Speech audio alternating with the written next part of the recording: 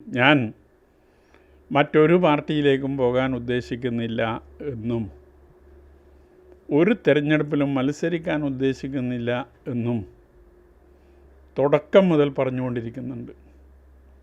എൻ്റെ ഒരു നിലപാട് കേരളത്തിൽ ഇന്നുള്ളതിൽ മെച്ചപ്പെട്ട പാർട്ടി CPM ആണ്. അതിനേക്കാൾ മെച്ചപ്പെട്ട ഒരു പാർട്ടി കേരളത്തിൽ വേറെ ഇല്ല ഇപ്പോൾ.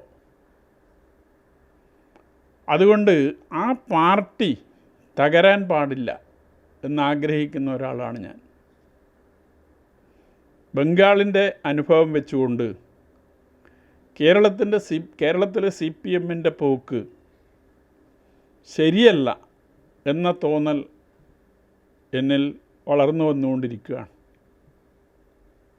ഇപ്പോൾ പാർട്ടിക്കുള്ളിൽ ഇതുമായി ബന്ധപ്പെട്ടുകൊണ്ട് ഒട്ടേറെ സന്ദർഭങ്ങളിൽ ഈ കാര്യം സൂചിപ്പിച്ചിട്ടുണ്ട്. പയ്യന്നൂരിൽ ഉയർന്നു വന്ന ഫണ്ട് വിവാദത്തിൽ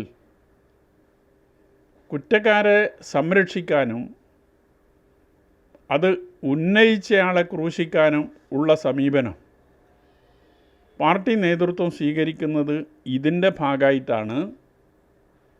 അപ്പോൾ അതുകൊണ്ട് ഈ നിലപാട് തിരുത്തണം. കേരളം ഇന്ന് നേടിയ നേട്ടങ്ങൾക്കെല്ലാം അടിസ്ഥാനമായി പ്രവർത്തിച്ചത് കേരളത്തിലെ കമ്മ്യൂണിസ്റ്റ് പാർട്ടിയാണ് എന്ന് വിശ്വസിക്കുന്ന ഒരാളാണ് ഞാൻ.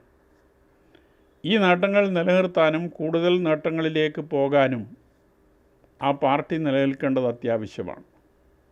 അപ്പം അതുകൊണ്ട് ബംഗാളിൻ്റെ ഒരു അനുഭവം കേരളത്തിലെ പാർട്ടിക്കുണ്ടാകാൻ പാടില്ല എന്നതുകൊണ്ടാണ് പാർട്ടിക്കകത്ത് ഇതുമായി ബന്ധപ്പെട്ടുകൊണ്ട് കഴിഞ്ഞ 4-5 വർഷക്കാലം ശക്തമായ പോരാട്ടങ്ങൾ ഉയർത്തിക്കൊണ്ടുവന്നത്.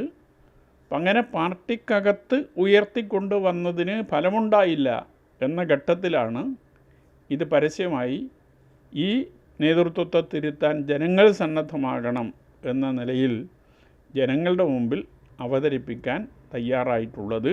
അതുകൊണ്ട് വേറെ ഏതെങ്കിലും രാഷ്ട്രീയ പാർട്ടിയിലേക്ക് ഞാൻ പോകാൻ ഉദ്ദേശിക്കുന്നില്ല.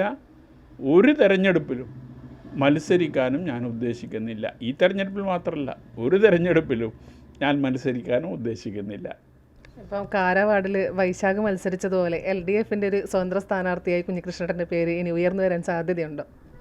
അതെനിക്ക് പറയാൻ സാധിക്കില്ല. കാരണം ആർക്കും അഭിപ്രായങ്ങൾ പറയാലോ. അത് അവരുടേതായ അഭിപ്രായം. എൻ്റെ നിലപാട് ഞാൻ വ്യക്തമാക്കി കഴിഞ്ഞു.